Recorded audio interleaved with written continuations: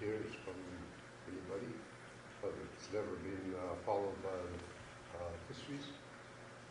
You talked about respect a few times in your report there.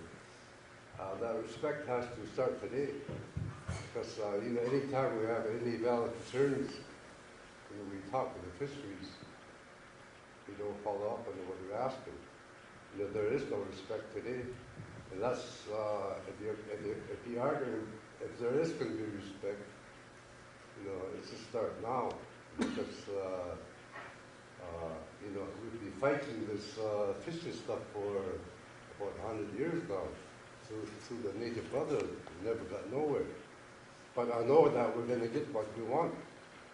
We are going ahead in a lot of things that have, so the last few years, all our Supreme Court rulings is coming to our favor. And it's going to have to be followed anyway. And we must realize that our people all over the coast are starving today because of how the fisheries regulated our industry. You're allowing draggers coming into our territory without consultation and intercepting our hooligans. Hooligans is one of the most, it's like gold to us, our people. And I've been fighting the fisheries for 4 years, and I'm getting nothing but lies from them. They said they're going to send me information and what all the bycatches are out here in Port-Hardy and outside our Prince Edward Islands. To this day, I haven't got it. So the mayors and all these people from Port-Hardy should listen to what I'm saying, because if we're going to be working together, we have to start today. If we're not going to work together, it's going to be different. That's I get frustrated dealing with fisheries. Personally, I think the fisheries are right on the bottom of the ladder when it comes to dealing with people. There's never been any respect all my life. I'm 6 years old. All the years that I've been harassed by them, that's got to stop. I've been talking to their bosses and whoever go up the ladder, and then stop. They don't come to the local fishery officers and tell them we better slow down and treat our people right, because we like to do things our way anytime we want to.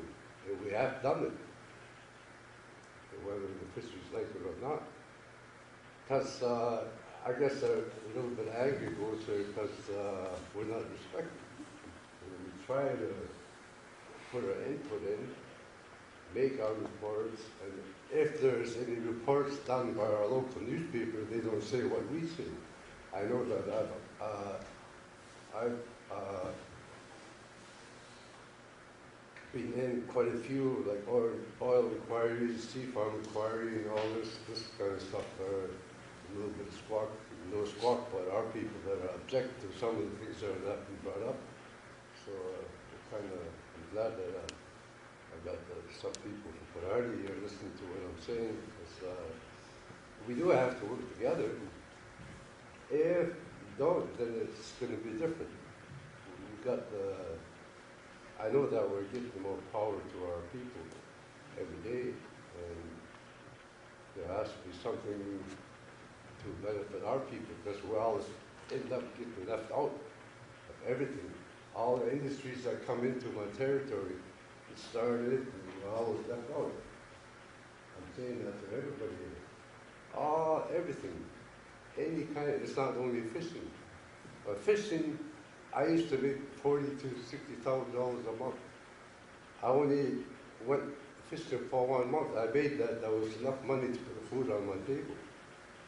I quit fishing, commercial salmon fishing 50 years ago because of all the regulations that was imposed on all of us, the fisheries, myself, and the white people.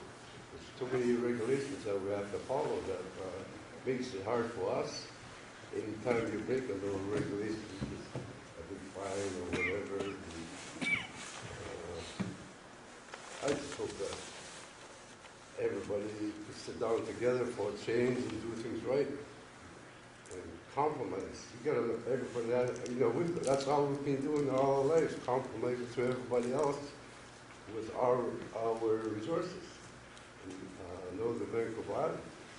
we have one of the biggest territories on Vancouver Island, our people. So I thought I'd just let people know. Listen, this is the third one. You carry a lot of information, like compared to the other two I went to. You know, I don't know if it's funny, but like the other ones, I just would, I have to read to see what information you're giving to everybody else. As soon as I heard that you were here tonight, I'm going to go for sure my 2 cents on this, just to make sure that everybody moves me out. I feel that way, and I think a lot of my people feel that way.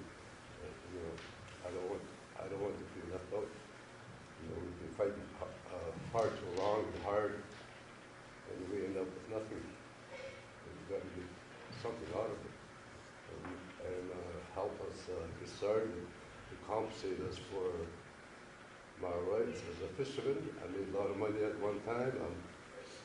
People all over the coast should be compensated like they did to the East Coast fishermen. We compensate the farmers in Alberta on that because they had a bum year. But us here, nothing. Well, I think one of the key points to this is it's a collaborative process. So we're glad you're here tonight. Look forward to hearing your comments when we have our break. Well, the thing is, you gotta drive it into your bosses. You go to your top, and whoever your boss is, you tell them how we feel about things. I mean, I know I've always dealt with government people.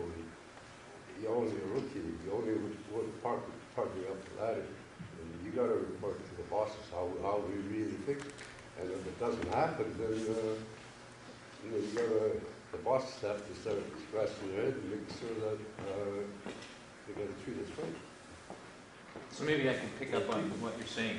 The purpose of this discussion tonight, as we said at the outset, is about how folks are going to collaborate. And so Neil's going to present a proposal for that collaboration for you to consider, and then we're going to talk about how to change it or improve on it so that the collaborative discussion and working together actually works. So, no, respect. Okay, thank you. Neil?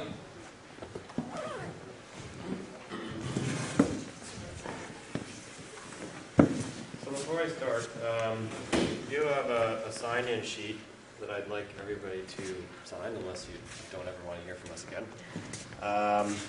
So I'll hand that around. Please try to ensure it gets from one end to the other, so that we can keep in touch with you and let you know what we're doing. And you can come out to sort of events and be up to speed on the different things that happen as we move forward here. So what I'm going to do is just talk a little bit more about each of the different ways that we're proposing we can engage all of the different interested parties, whether it be First Nations or local governments or industry or what have you. How do we engage them in this planning process? So we'll talk a little bit about how we came to develop this proposal, this document that you have before you, a little bit about what we've heard to date about how people want to be engaged in this, and then speak to each of those bubbles on the diagram and tell you a little bit about where we're going after we finish this meeting. I've already said all that. So where did this engagement strategy come from? Well, going back to that forum in March, one of the things that was discussed was inviting the people who attended to provide some preliminary thoughts or some early thoughts about how they would like to be engaged. So out of that forum, we had a number of follow-up meetings where we had some more detailed discussions with different interested parties to talk a little bit further about some of this stuff.